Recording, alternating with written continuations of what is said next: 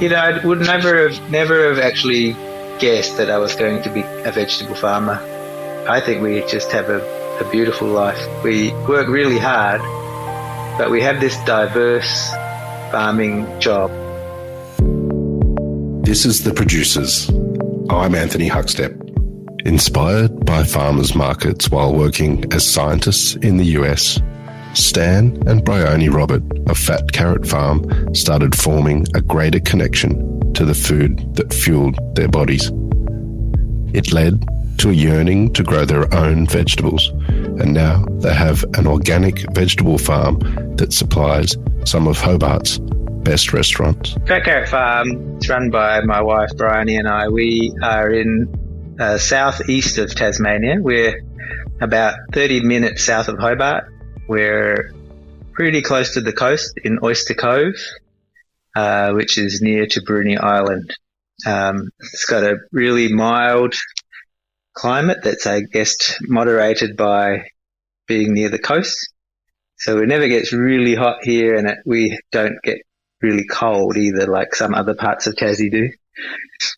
So it's a beautiful place. We're very privileged to live here, and also, bear in mind always that this is unceded land that we are living and thriving on. So that's always in the back of our mind. A lot of what we like to eat and then grow comes from, climates that are temperate or, maybe not quite temperate, but close enough that the climate here works. So because of our mostly frost-free status, we can grow things like avocados here and citrus, which people might not expect that we can do in Tassie, but then we can grow a lot of the things that you would expect to find in our kind of climate zone in Europe. So northern Italy, sort of central France. Most of that stuff will grow happily here, and that's what we do. We grow things from sort of similar climatic zones in other parts of the world. Inspired by farmers markets in the US, Stan bought land in southern Tasmania, and they both put their hands in the soil. My wife and I, we were both scientists, so we met while we were PhD students studying genetics. And on a very early holiday on Kangaroo Island in South Australia, we just both said to each other, we got to live in the country. We're going to live in the country one day. We just knew it was going to happen, but it was hard to work out how that would happen as scientists, because mostly as scientists you live near a big city where there are universities or research institutions. But that was a thought that was parked in the back of our heads. But if we fast forward a while, we were living in the US, in Seattle. I was working at the University of Washington. We lived across the road from a farmer's market, which was our first introduction to farmer's markets. They didn't really exist here in Australia back then, which was in the late 90s. And met some small farmers. Pieces of the puzzle were sort of locking into each other in our heads. And then we had the thought that we wanted to move back to Australia. We didn't want to move back to Adelaide. Our families were there. So we took advice from a good friend and looked for work in Tassie, came here and worked, and then started the search for land. And that search for land was always going to happen. But we didn't know what kind of farm we were going to run. We still had that old school Australian concept of farming, that a farm has to be big, you grow one or two things. So obviously that didn't happen. We kind of just gradually evolved into Fat Carrot Farm, which is, sounds a bit weird for people who are thinking or planning to be farmers. While we were still thinking, what crop are we going to grow? We built our own house. We built our vegetable garden and orchard from scratch on an old cow paddock that we bought.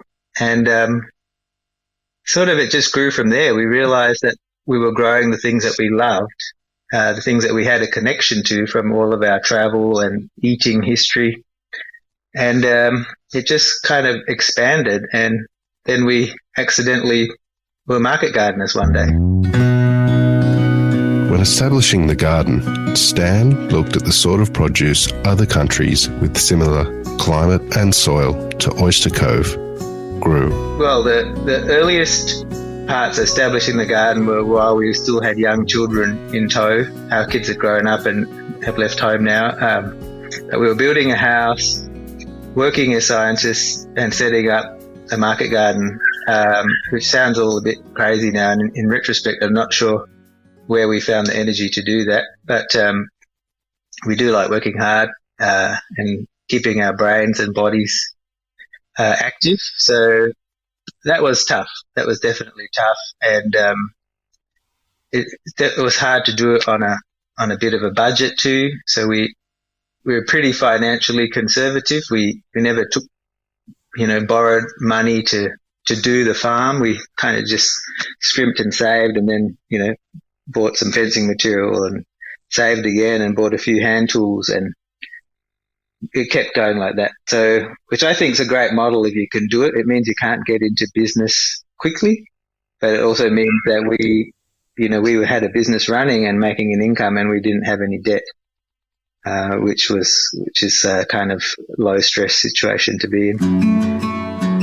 Stan's love of food stems from his parents, cutting his teeth in commercial kitchens and learning to grow vegetables in his parents' back garden. Well, fruit trees, we never really anticipated that would be part of our production that we would sell. So I've just always had an interest in everything growing. I was a member of the Rare Fruit Society when I was in Adelaide, and I was interested in growing lots of different heirloom fruit and nut trees.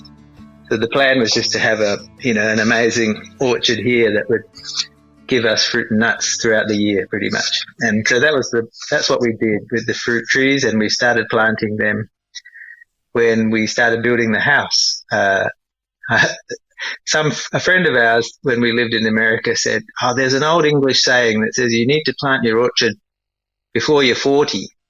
And but I think she actually may have said before you're 30. So I stressed out. We moved to Tassie, when I think I was just before 30, and I got to plant all my fruit trees. So I started planting fruit trees while we were building. Vegetables. So I've always been into cooking. I grew up with food around. My family, we're from Singapore. My parents ran a restaurant when I was born. So some of my earliest memories are being in the restaurant kitchen, watching my dad bring the market produce in, and then my mum and my auntie cook. So there are memories that, they're just still there. We grew up in a house that was always, everything revolved around food. We moved to Australia, and, I just sat in the kitchen and watched my mum cook, and she let me help from early on. I was cooking with her since I was probably 5. So all of the time growing up, when I started traveling, food was just there in the front of my mind. I never really thought I'd be a chef, because being the son of immigrants, I was kind of expected to be professional, like an engineer or a doctor or something. But all of my part-time jobs from when I was about 15 were all cooking. So I just worked my way up in kitchens, from really crappy places to some really good ones by the end of when I was cooking. And I would say probably the most inspirational place, the place that suddenly made me think about food in a completely different way, was when I worked at the original Aristologist, the Uradler Aristologist, run by Jennifer Hillier and Michael Simons. That was in the 80s, and they closed in the early 90s. That was such an eye-opener for me, that idea of food coming from locally, from the garden of the restaurant, and cooking what's in season. I never knew about that. none of the chefs that I worked with up until then worked like that. You would just design a menu and order whatever you wanted. But this, there was these funny things happening. I was eating things at the Aristologist that just tasted so good, and I just couldn't work out why they tasted so good. Jennifer made fresh egg pasta with just a pasta with a tomato sauce for lunch, for staff lunch. And I said, "Oh, Jennifer, this is amazing. What's in the sauce?" And she just looked at me like I was a nut and said, "Tomato." And so all these things started clicking together in my head. So this is where the food starts from. This is where the flavor starts from, is from the produce. So I started growing stuff in the backyard when I was a teenager, which was a bit odd. Neither of my parents were into gardening as such. And I think, growing vegetables is a connection to all of the food that I've eaten around the world when I've traveled, places I've cooked. And so I just grow what I want to cook and eat. Basically, that's where the vegetable growing came from. Stan likes to grow little-known and rare produce and shine a light on its beauty. One that comes to mind, actually, is a little squash called delicata squash. That's pretty well known now in Tassie, maybe even in other parts of Australia. It was something we ate in the US when we lived there. It's a phenomenal little pumpkin, really, with a thin skin that's edible when you roast it whole. Pretty sweet, pretty complex flavour, bit chestnutty. So we grow them, and I guess I think we were the first people maybe who introduced them to the Hobart dining scene, and now they're just in every nice restaurant here, and lots of growers grow them. So that's a nice thing to share that kind of knowledge and part of our history. So we grow a few things like that from North America. Delicata squash, tomatillos. We've been growing them for a long time, since we lived in the States and ate Mexican food there on some of the farms we volunteered on over there. Mexican workers everywhere, of course, running the whole agricultural industry. Well, not running it, but the backbone of it. And so tomatillos, delicata squash, several peppers that we've eaten over there, pasillas, poblanos, and then peppers from Europe. We grow padron, then various, it just seems too many things to list, but they've all become relatively common now in Australia. But when we moved to Tassie, we struggled to find the seeds, and a lot of people didn't even know what we were talking about when we talked about the things that we wanted to grow here. Probably there were, migrant communities who had that stuff growing in their backyards, but just wasn't part of the mainstream fruit and veg scene here. As the farm grew, they reached a point where they could entertain going commercial and needed a name. The soil's unique properties and a star performer in the soil leapt off the page. So we do have really good soil for market gardening. We're on an old alluvial pan here, so it's a alluvial, silty, loamy soil. Beautiful, virtually no stones, pretty well draining, but it's also moisture retentive underneath. Carrots grow amazingly here once we worked out how to grow them properly. And one of our, favourite varieties of carrots to grow is an old French variety called Chantenay, which can grow quite big. And in our soil, it seems to grow really big, like forearm size if you leave it.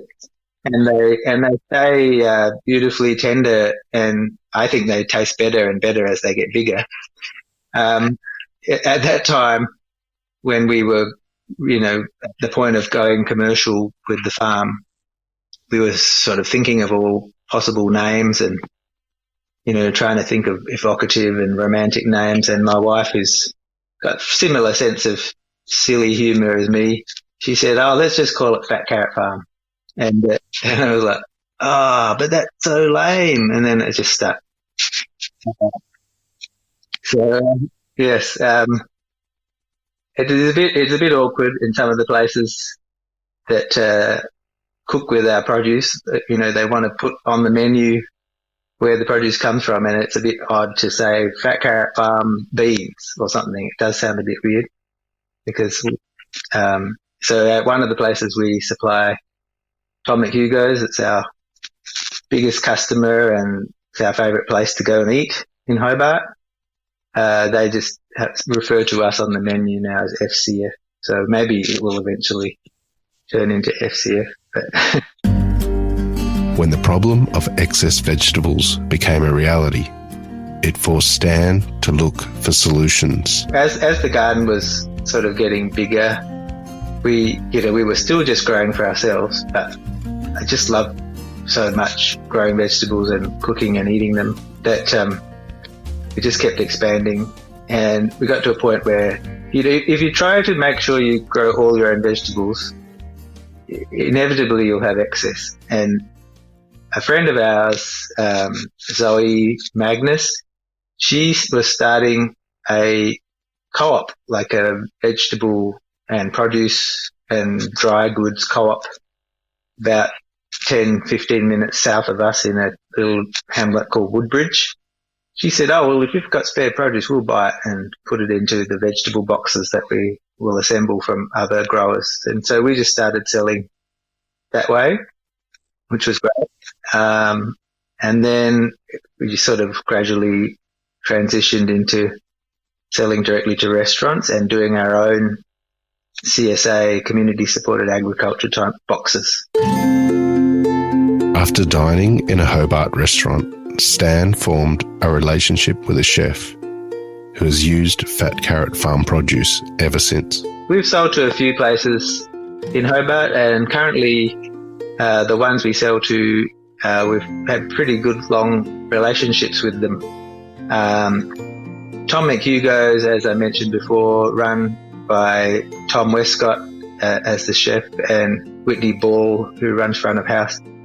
They're fantastic. They're local food legends here in Hobart. Everyone must know them by now. So as a person who's into food and cooking, a lot of experiences I've had eating, the most memorable experiences for me are like the simple food, the farm food that I've eaten when I've travelled, the food on the street, the food in people's houses.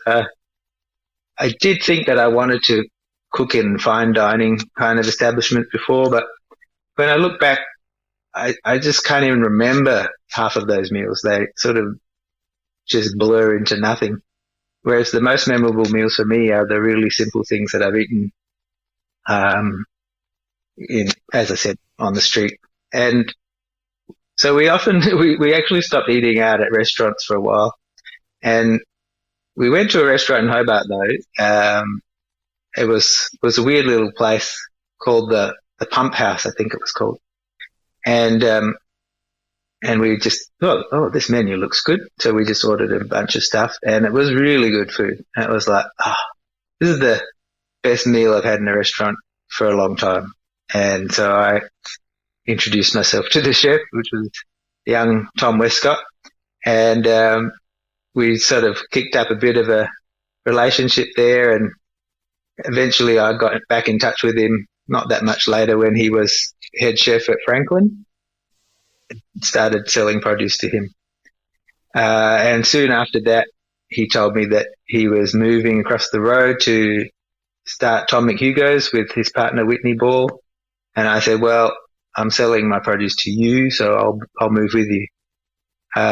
So we've been selling produce to Tom McHugo's since the start of Tom McHugo's. We've been selling produce to Templo since the start of Templo, when Matt Breen started it off. And he's not there anymore, but we still sell to Matt, at Sunny, the little wine bar.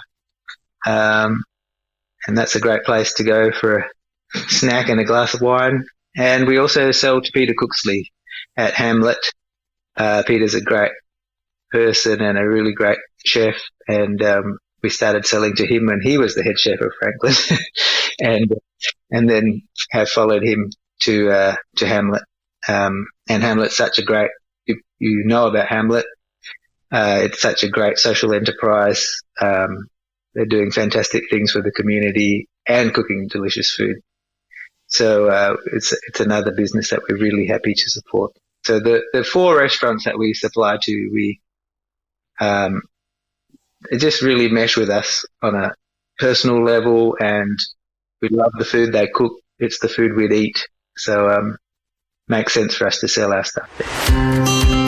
It's very hands-on at Fat Carrot Farm, from planting seed to delivery of produce. So that really varies, obviously, from season to season, and we are on a bit of a weekly cycle as well. So, so for example, on a Thursday is our big harvest day, because that's our delivery to Hobart day. So, and part of our model is that we want everything to arrive at restaurants like in absolute peak condition, like as fresh as possible. So we do harvest pretty much everything that we sell on Thursday morning and then deliver it by lunchtime. So there are some things we can't fit into that window of time. So we do pick some things on the Wednesday afternoon that aren't, going to be perishable. But all the greens, all the herbs, even things like fennels, which I think, they don't keep out of the ground for as long as people think. I'd like to pick them on the Thursday morning. So Thursday morning, we'll wake up pretty early, have a coffee, and we've got our picking list printed, and we're just out there. And my wife and I, having been together for so long, we just work together really amazingly. She knows the things that she's good at picking. I know the things I'm good at picking, and we just do a lot of those picking jobs independently, but then some jobs we pick things together. We do the washing and packing all together under our big veranda of our farmhouse. And then we take off to Hobart and do a run, and it's a lovely time. We get to talk to the people who are cooking our food when we deliver, and, Tom Westcott comes out of the kitchen into the alleyway where we deliver, and he's always so excited to see what we brought. They all are. They love it. And we love it. We love to talk to them and ask them what they're going to cook. And I think I have a bit of a reputation of being a very critical person with food, and so there's a little bit of, sometimes it's like, I'm not sure whether we should tell Stan what we're going to cook for this week. He might not approve, but mostly it's great, and it's great to be able to. Occasionally, we deliver something that someone's ordered, and they say, "Well, what do we actually do with this? We don't know, but we just thought we'd order it." And so I spend a bit of time explaining how to cook it, which is great. Makes me feel good about myself.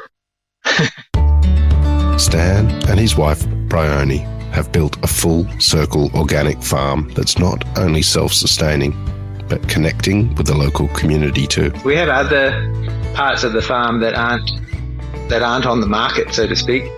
We try to have a whole farm system going on here. So we have free-ranging poultry. We've got turkeys, muscovy ducks, and chickens. And that's meat that we eat. We can't sell that meat based on the way the laws work here because we'd have to get them slaughtered at an abattoir.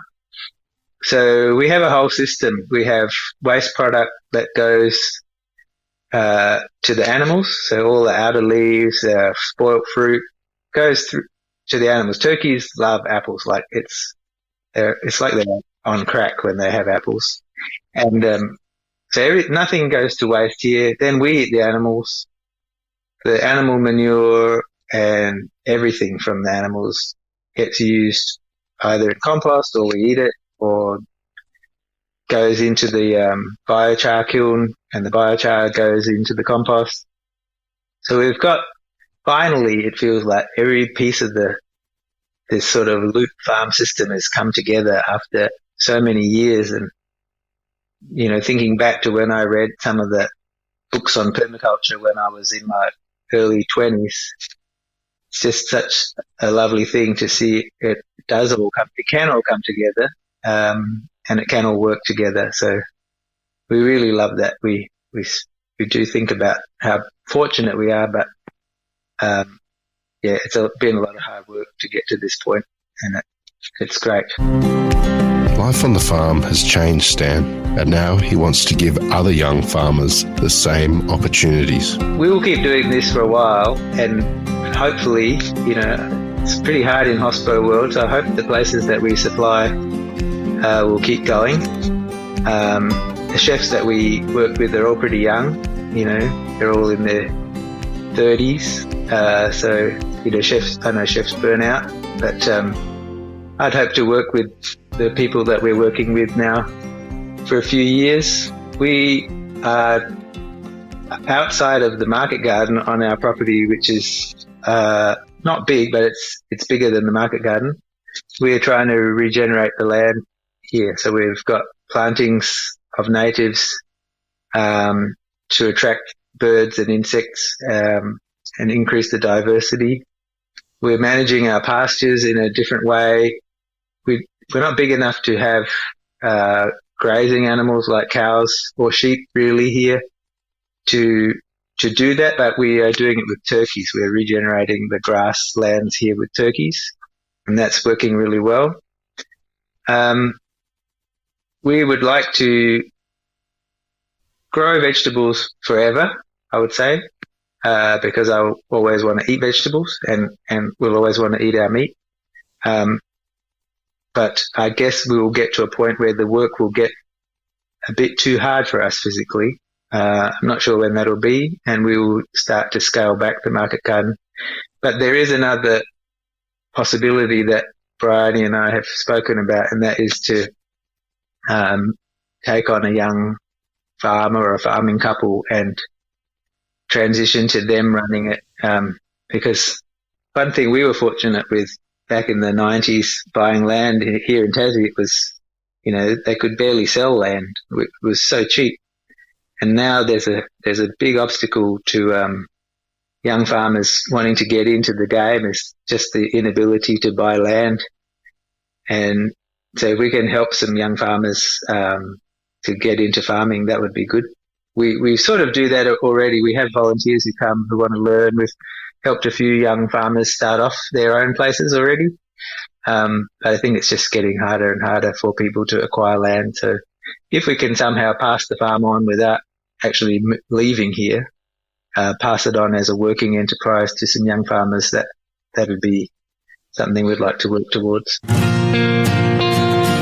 The move from scientists to living the dream on the land has completely changed Stan's life. I would never have actually guessed that I was going to be a vegetable farmer. Even back 20 plus years ago when we thought we would farm. And it's just changed our life to an amazing degree. I think we just have a beautiful life. We work really hard, but we have this diverse farming job. We're both full-time on the farm. It's enough to pay for us to live, growing vegetables on just over 2,000 square meters, very intensively. Because we grow so many things, and we're both scientists by training, we just have this kind of passion for working out how to grow each crop optimally, how to grow everything so it's healthy and it tastes amazing, and also how to look after the soil. Like, that's the environmental considerations on our farm are maybe even more important to us than the taste. And so we are trying our best to improve soil health every season and to regenerate other parts of our property, planting trees. This was just a barren paddock before. So it gives us being vegetable farmers gives us a real intellectual challenge. It sounds a bit of a funny thing to say.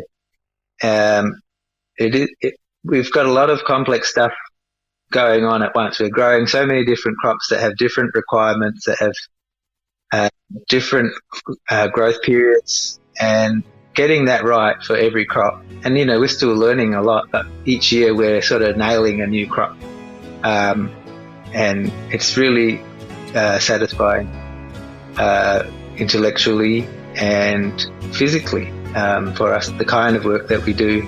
We've kept it mostly all manual, and we both like working hard with our bodies, and so I think it's kept us physically healthy, good for our mental health, and we just get to eat the best produce around, I reckon. Fat Carrot Farm is a wonderful example of not only self-sustaining farming, but finding a greater connection in the community and the restaurant sector too.